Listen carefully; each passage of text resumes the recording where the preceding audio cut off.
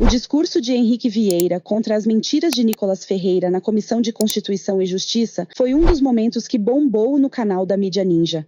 O Chupetinha foi tentar atacar o STF, em especial o ministro Alexandre de Moraes, e levou uma lição de democracia do deputado do PSOL e também da deputada Lídice da Mata.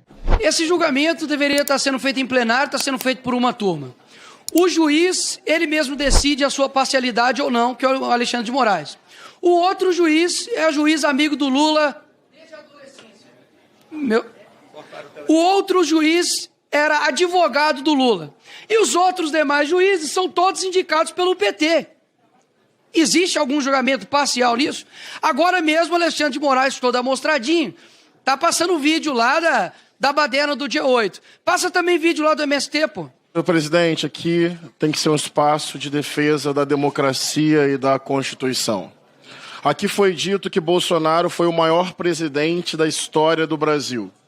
O único na nova república que não conseguiu se reeleger. Teve muitos votos, menos que Lula. Importante dizer isso. Aqui foi dito, quando a esquerda não concorda com alguém, esse alguém é defenestrado. Abre aspas para Bolsonaro. É preciso fuzilar a petralhada. Essa frase não é nossa.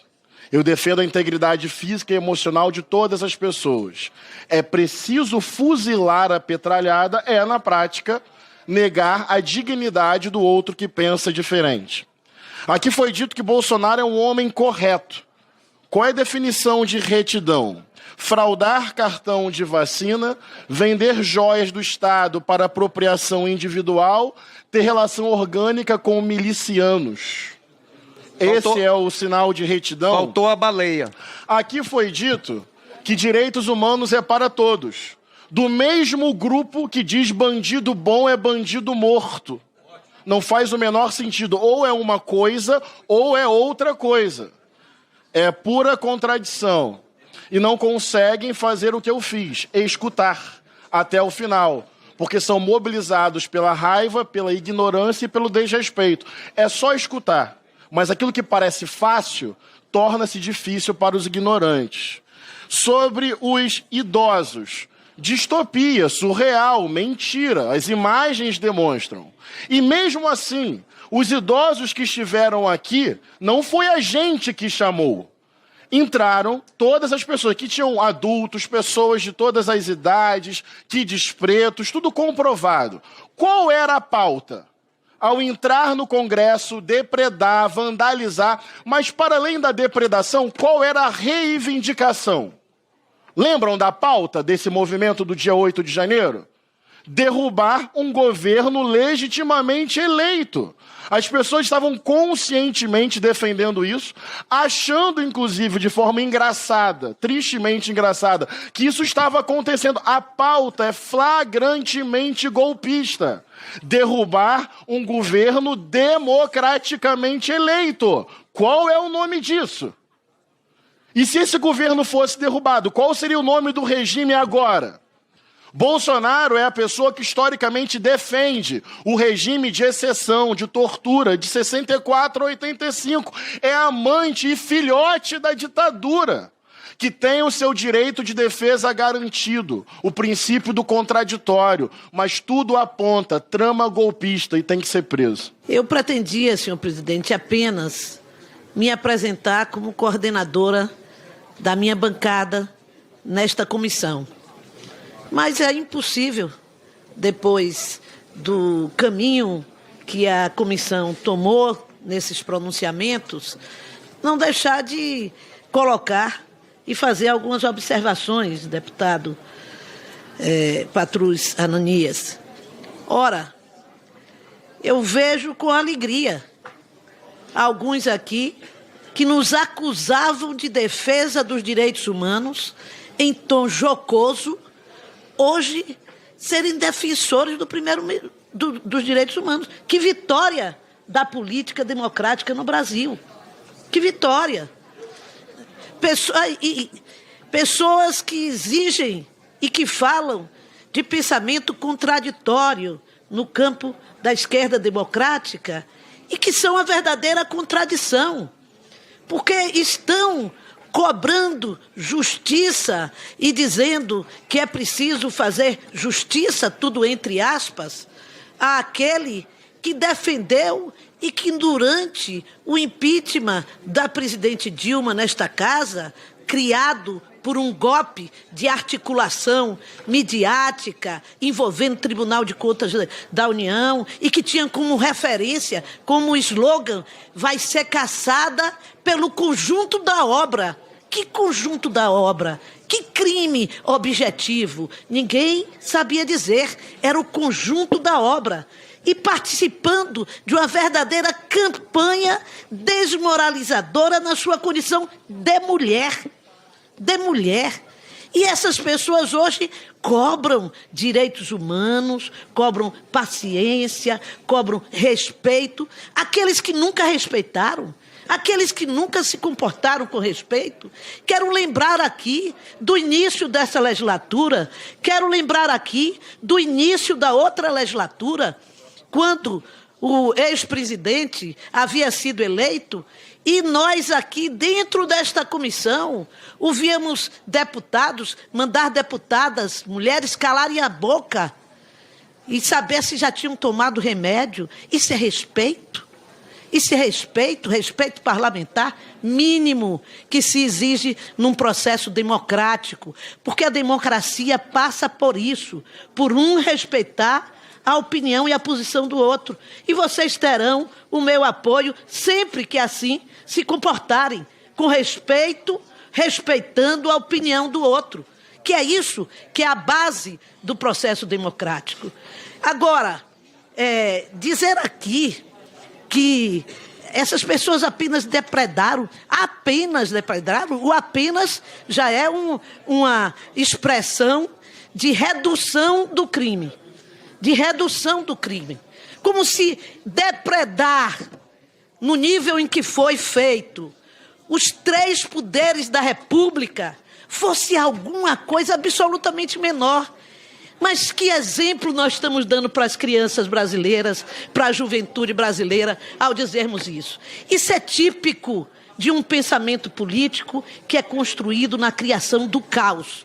É preciso desmoralizar os poderes pré-existentes para criar outro poder vindo desse processo de caos criado, tipicamente vindo para criar uma ditadura após isso.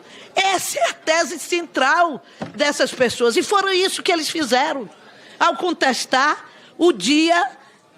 logo o dia da posse do presidente da República legitimamente eleito. Nós aceitamos o resultado da eleição anterior e perdemos.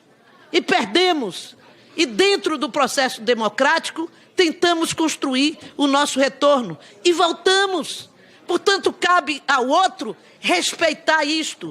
Foi contestado o processo eleitoral do Brasil.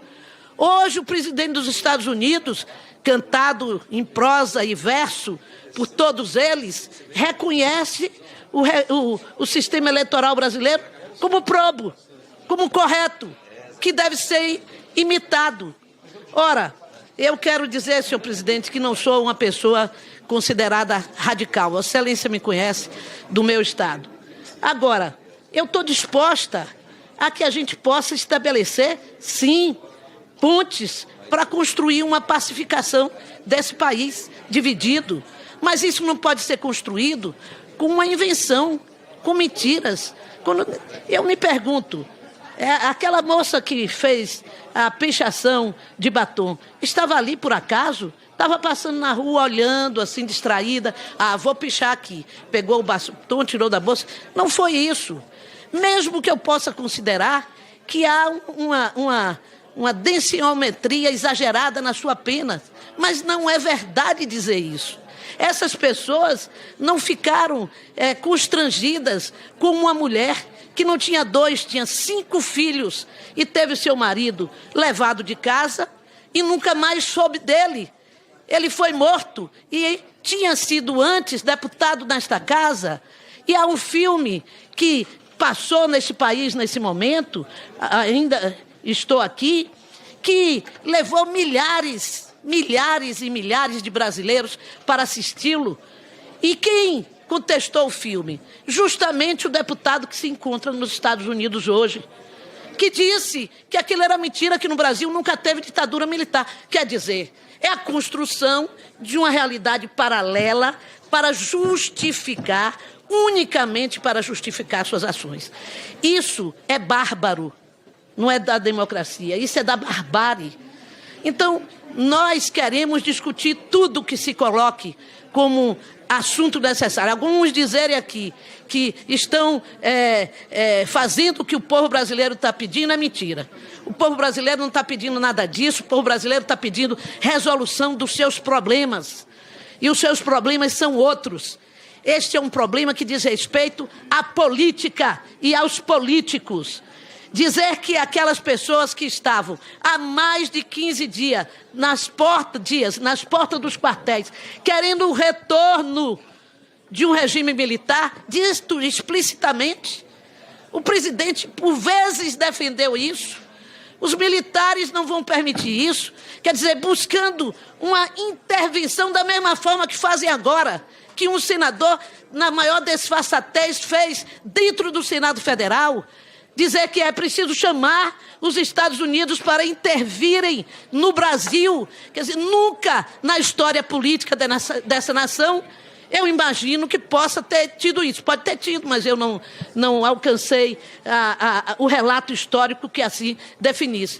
Pedir que um outro país, uma outra nação intervenha aqui no sentido de acabar com as formas de organização institucionais que existem no nosso país. Então não dá, eu me coloco com muita seriedade, me colocando a todos os que aqui falaram, disposta ao diálogo sobre o momento que passamos. Mas esse diálogo não pode ser construído apenas na narrativa para agradar os nossos grupos. Não pode. Não pode ser construído assim. Ele tem que ser construído um reconhecimento de que houve crime.